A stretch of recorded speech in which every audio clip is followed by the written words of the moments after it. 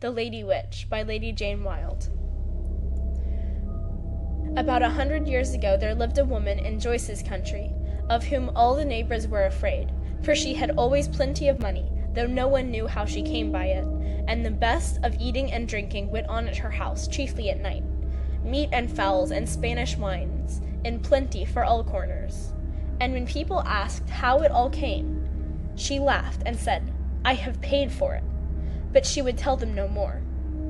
So the word went through the country that she had sold herself to the evil one, and could have everything she wanted merely by wishing and willing, and because of her riches they called her the Lady Witch.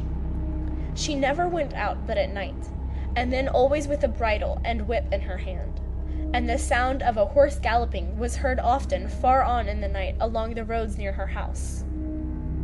Then a strange story was whispered about, that if a young man drank of her Spanish wines at supper and afterwards fell asleep, she would throw the bridle over him and change him to a horse, and ride him all over the country, and whatever she touched with her whip became hers. Fowls or butter or wine or the new-made cakes, she had but to wish and will, and they were carried by spirit hands to her house and laid in her larder. Then, when the ride was done, and she had gathered enough through the country of all she wanted, she took the bridle off the young man, and he came back to his own shape and fell asleep. And when he woke, he had no knowledge of all that had happened, and the Lady Witch bade him come again and drink of her Spanish wines as often as it pleased him. Now there was a fine brave young fellow in the neighborhood, and he determined to make out the truth of the story. So he often went back and forwards, and made friends with the Lady Witch, and sat down to talk to her, but always on the watch. And she took a great fancy to him, and told him he must come to supper some night, and she would give him the best of everything, and he must taste her Spanish wine. So she named the night, and he went gladly, for he was filled with curiosity. And when he arrived there was a beautiful supper laid, and plenty of wine to drunk, and he ate and drank, but was cautious about the wine, and spilled it on the ground from his glass when her head was turned away. Then he pretended to be very sleepy, and she said, "My son, you are weary. Lie down there on the bench and sleep, for the night is far spent, and you are far from your home." So he lay down as if he were quite dead with sleep, and closed his eyes, but watched her all the time. And she came over in a little while, and looked at him steadily, but he never stirred, only breathed more heavily. Then she went softly and took the bridle from the wall, and stole over to fling it over his head. But he started up, and seizing the bridle threw it over the woman, who was immediately changed into a spanking gray mare. And he led her out and jumped on her back and rode away as fast as the wind, till he came to the forge. "Ho, smith," he cried, "rise up and shoe my mare, for she is weary after the journey." And the smith got up and did his work as he was bid, well and strong. Then the young man mounted again, and rode back like the wind to the house of the witch. And there he took off the bridle, and she immediately regained her own form, and sank down in a deep sleep. But as the shoes had been put on at the forge without saying the proper form of words, they remained on her hands and feet, and no power on earth could remove them. So she never rose from her bed again, and died not long after of grief and shame. And not one in the whole country would follow the coffin of the Lady Witch to the grave, and the bridle was burned with fire, and of all her riches nothing was left but a handful of ashes, and this was flung to the 4 points of the earth and the 4 winds of heaven. So the enchantment was broken, and the power of the evil one ended. End of The Lady Witch by Lady Jane Wilde.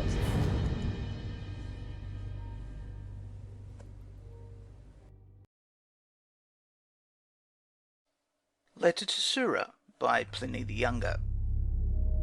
Our leisure furnishes me with the opportunity of learning from you, and you with that of instructing me. Accordingly, I particularly wish to know whether you think there exist such things as phantoms, possessing an appearance peculiar to themselves and a certain supernatural power, or that mere empty delusions receive a shape from our fears. For my part, I am led to believe in their existence, especially by what I hear happened to Curtius Rufus. While still in humble circumstances and obscure, he was a hanger-on in the suite of the governor of Africa. While pacing the colonnade one afternoon, there appeared to him a female form of superhuman size and beauty. She informed the terrified man that she was Africa, and had come to foretell future events, for that he would go to Rome, would fill offices of state there, and would even return to that same province with the highest powers, and die in it. All of which things were fulfilled. Moreover, as he touched at Carthage, and was disembarking from his ship, the same form is said to have presented itself to him on the shore. It is certain that, being seized with illness, and auguring the future from the past, and misfortune from his previous prosperity, he himself abandoned all hope of life, though none of those about him despaired. Is not the following story again still more appalling and not less marvellous? I will relate it as it was received by me. There was at Athens a mansion, spacious and commodious, but of evil repute and dangerous to health. In the dead of night there was a noise as of iron, and, if you listened more closely, a clanking of chains was heard, first of all from a distance, and afterwards hard by. Presently a spectre used to appear, an ancient man, sinking with emaciation and squalor, with a long beard and bristly hair, wearing shackles on his legs and fetters on his hands, and shaking them. Hence the inmates, by reason of their fears, passed miserable and horrible nights in sleeplessness. This want of sleep was followed by disease, and their terrors increasing by death. For in the daytime as well, though the apparition had departed, yet a reminiscence of it flitted before their eyes, and their dread outlived its cause. The mansion was accordingly deserted, and, condemned to solitude, was entirely abandoned to the dreadful ghost. However, it was advertised on the chance of someone, ignorant of the fearful curse attached to it, being willing to buy or rent it. Athenodorus, the philosopher, came to Athens and read the advertisement. When he had been informed of the terms, which were so low as to appear suspicious, he made inquiries, and learned the whole of the particulars. Yet none the less on that account, nay, all the more readily did he rent the house. As evening began to draw on, he ordered a sofa to be set for himself in the front part of the house, and called for his notebooks, writing implements, and a light. The whole of his servants he dismissed to the interior apartments, and for himself applied his soul, eyes, and hand to composition, that his mind might not, for want of an occupation, picture to itself the phantoms of which he had heard, or any empty terrors. At the commencement there was the universal silence of the night. Soon the shaking of the irons and the clanking of chains was heard. Yet he never raised his eyes, nor slackened his pen, but hardened his soul and deadened his ears by its help. The noise grew and approached. Now it seemed to be heard at the door, and next inside the door. He looked round, beheld, and recognized the figure he had been told of. It was standing and signalling to him with its finger as though inviting him.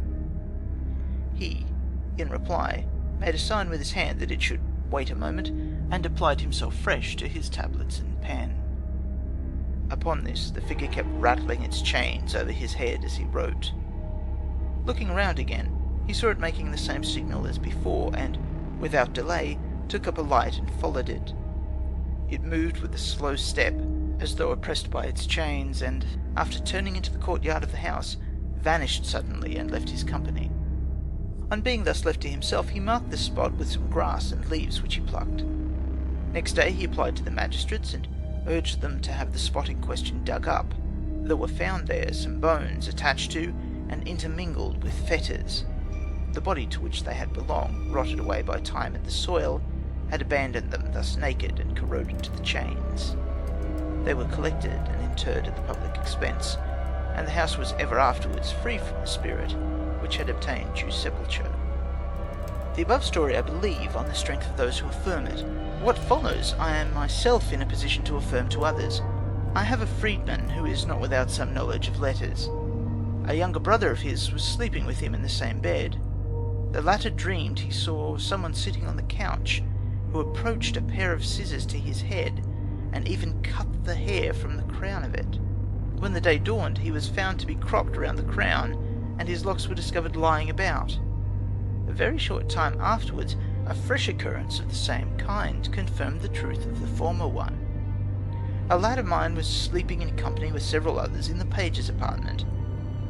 There came through the windows, so he tells the story, 2 figures in white tunics, who cut his hair as he lay, and departed the way they came.